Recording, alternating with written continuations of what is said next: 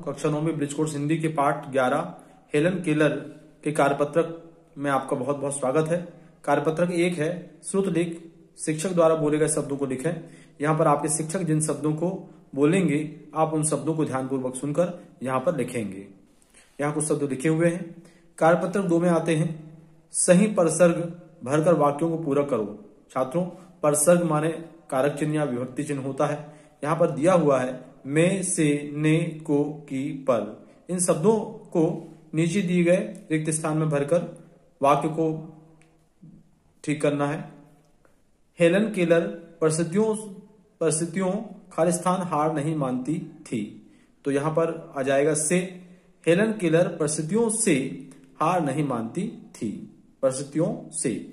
Any ने Helen Keller को प्रशिक्षित किया। एनी ने हेलेन को प्रशिक्षित किया, तो यहां पर पहले ने आ जाएगा, बाद में को आ जाएगा। ध्वस्त संसार सुख की रोशनी में आबाद हो सकता है, पहले में किया जाएगा, बाद में आ जाएगा। उन्होंने अपनी कमजोरियों खालिस्तान पर विजय प्राप्त की, तो यहां पर क्या आएगा, पर। उन्होंने अपनी कमजोरियों पर विजय प्राप्त की। इस तरह से वाक्य सार्थक हो जाएगा। हेलन खालिस्तान संरक्षिका एनी सुलिवन बनी, तो क्या आ जाएगा, की। हेलन की संरक्षिका एनी सुलिवन बनी। इसी प्रकार हेलन हिम्मत और हौसला अद्भुत मिसाल थी, तो क्या आ जाएगा, हेलन हिम्मत और हौसला की अद्भुत मिसाल थी। अगला है हेलन केलर खालिस्तान ब्रेल लिपि में कई पुस्तकों का अनुवाद किया, तो आ जाएगा ने। हेलन केलर ने ब्रेल लिपि में कई पुस्तकों का अनुवाद किया। इस प्रकार हम देखते हैं कि परसर्ग में, से, ने, को, की, पर आदि को रिक्त स्थानों में भरने से वाक्य सार्थक हो जाता है। कार्यपत्रक 3 शब्दबोध र के विभिन्न रूप। नीचे दिए गए शब्दों में र के विभिन्न तरह से उपयोग किया गया है, ऐसे ही नए शब्द बनाइए। छात्रों, र के विभिन्न रूप है, इसे हम अगले लेसन में विस्तार से पढ़ेंगे। यहाँ संक्षेप में समझते हैं। श्रम क्रम, यहाँ का रेफ के रूप में नीचे लगा हुआ है, तो हो गया क्रम। इसी प्रकार अन्य शब्द बनाना है। भ्रम, विनम्र, प्रसाद, प्रकार, नर्म। यहाँ पर देखिए रा के रूप में रा का प्रयोग किया गया है रेफ के रूप में। ऐसे ही उष्ट, ट्रक, तो इसमें मिलते जुलते और शब्द हमने बनाया है। राष्ट्र, ट्रक, उष्ट, ड्रम, ट्रेन, ट्रम, ट्राली। यहां लिखा हुआ है पर्व, गर्व। इसी प्रकार अन्य शब्द हमने बनाया है।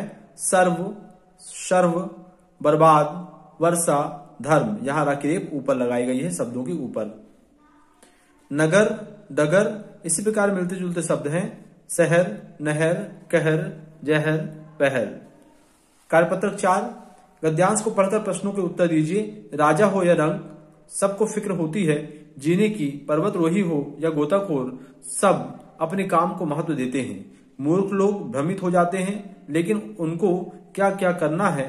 किसान श्रम की पूंजी की बदौलत ही सर्दी, गर्मी और वर्षा में कड़ी मेहनत करता है। शुरू से लेकर अंत तक इसी स्थिति में जीता है। रेखांकित शब्दों को लिखकर उनके अर्थ शिक्षक की मदद से लिखें। निर्धन, गरीब। यहां आप देखें राजा हो या रंग, तो रंग का क्या अर्थ है, निर्धन या गरीब। पर्वतरोही का क्या अर्थ है, पर्वत पर चढ़ने वाला। मूर्ख का क्या अर्थ है, अज्ञानी। भ्रमित का क्या अर्थ है, भ्रम में पड़ा हुआ। इसी प्रकार श्रम का क्या अर्थ है, परिश्रम या मेहनत। तो इस प्रकार से आपको लिखना है। राजा का विलोम रंग होता है। ऐसे ही निम्न शब्दों के विलोम लिखें। तो मूर्ख का विलोम क्या हो गया, ज्ञानवान। मूर्ख का विलोम हो गया ज्ञानवान। और गर्मी का विलोम क्या हुआ, सर्दी। इस प्रकार क्वेश्चन परीक्षा में भी आते हैं। श, र, म से श्रम बना है। इसी प्रकार नीचे दिए गए शब्दों को विच्छेद करके लिखो। छात्रों, जैसे ये प्रश्न दिया है इसी प्रकार इन शब्दों को विच्छेद करना है। ये प्रश्न परीक्षा में आते हैं। जैसे लिखा है भ्रम, तो क्या हुआ, भ, र, म। भ में रेफ हलंत लगी है, इसका आशय यह है कि ये भा में स्वर रहित है। तो जब स्वर रहित होता है भा, तो उसको एक इकट्ठे रूप में जब लिखते हैं हम, तो यहां रेफ के रूप में नीचे आता है। तो इसे हम जब विस्तृत रूप में लिखेंगे तो लिखेंगे भ र म भरम। इसी प्रकार व्रत का व र त, गर्दन का फिर यहाँ देखिए क्रम का क र म, ड्रम का ड ड र म। यहाँ पर लिखा गर्दन, यहाँ द के ऊपर आके ऊपर की तरफ है तो इसका द का पूरा यहाँ पर लिखा जाएगा। तो क्या हो जाएगा ग र द न। ऐसे गर्भ का है तो ग र वा, क्योंकि वा के ऊपर आके रेप है, जिसके ऊपर जिस अक्षर के ऊपर आके रेप होती है उसके पहले रा का उच्चारण होता है। ऐसे पर में देखिए प र वा, धर्म में ध र म। इसे आप नोट कर लें और समझें। कार्यपत्रक 5, राग के रूप। जब राग किसी व्यंजन के पहले आए तो वह आगे वाले वर्ग पर रेफ के रूप में लगता है। जैसे नर्म तो रा धन मा बराबर मां के ऊपर रा की रेप लगी हुई है।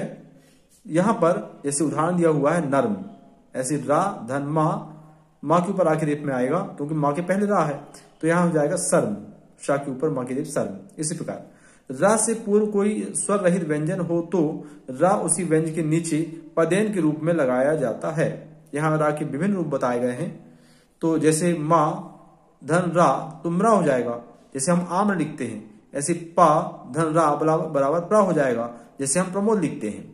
उदाहरण राग के रूप को बताने वाले 2 अन्य शब्द लिखें, जैसे यहाँ पर मिलते जुलते शब्द लिखना हमको। जैसे रा नजर बधिर, उसी प्रकार रतन मगर। अब यहां देखें रा के 3 रूप बताए गए हैं। रा ऊपर रा का जैसा प्रयोग किया जाता है, जैसे वर्ष में रा सा के ऊपर रा की रेप लगी हुई है, धैर्य में या के ऊपर रा की रेप लगी हुई है। इसी प्रकार धर्म और कर्ण या कर्म भी लिख सकते हैं यहाँ पर कर्म, तो ये मां के ऊपर रा की रेप हो गई। इसी प्रकार प्रतिक्रिया और प्रेम में जो रा की रेप है वो प्रा में लगी हुई है, क्रा में लगी हुई है, प्रा में लगी हुई है। इसी प्रकार क्रम और भ्रम में भी रा की रेप नीचे लगी हुई है। यहाँ पर देखें रा की रेप को यहाँ पर ऐसा लगाया गया है जैसे ट्रक में लगा हुआ है, ड्रम में लगा हुआ है। 6 पाठ में आए हुए कठिन शब्दों का अर्थ लिखें। दृढ़ इच्छा शक्ति यानी होता है दृढ़ संकल्प या संकल्प या मजबूत इरादे। मजबूत इरादे को दृढ़ संकल्प कहते हैं, जैसे अभी आपको ऊपर बताया गया।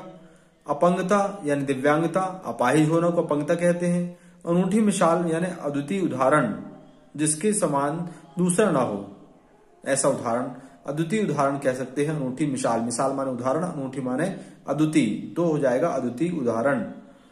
या अनुपम भी कह सकते हैं। दृष्टिहीन यानी नेत्रहीन, बधिर यानी सुनने में अक्षम या बहरा कह सकते हैं।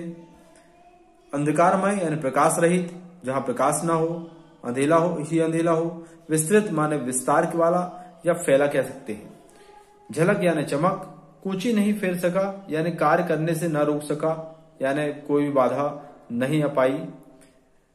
कूची नहीं फेर सका का अर्थ होगा कार्य करने से न रोक पाना। विकलांगता का आशय दिव्यांगता से है। स्वावलंबी माने अपने काम को स्वयं करना, जिसको कहते हैं आत्मनिर्भरता या आत्मनिर्भर।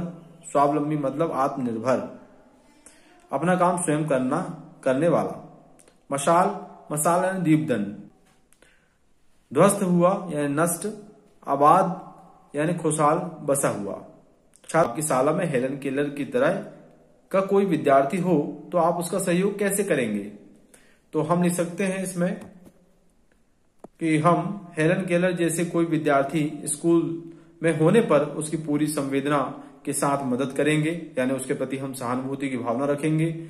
उस विद्यार्थी को कक्षा के अंदर बैठने से लेकर अवकाश होने तक अच्छा ख्याल रखेंगे, यानी किसी प्रकार से कोई विद्यार्थी अन्य विद्यार्थी उसे परेशान न करे, उसका पूरा हम ख्याल रखेंगे। उसकी हंसी ना उड़ाए, उसे खाने पीने में भी सहयोग करेंगे। इस प्रकार जितना अधिक संभव हो सके उसकी मदद करने के लिए हम तैयार रहेंगे, ताकि वह एक खुशहाल वातावरण में आगे बढ़ सके, पढ़ाई कर सके, उसे किसी प्रकार का संकोच न हो। बहुत बहुत धन्यवाद।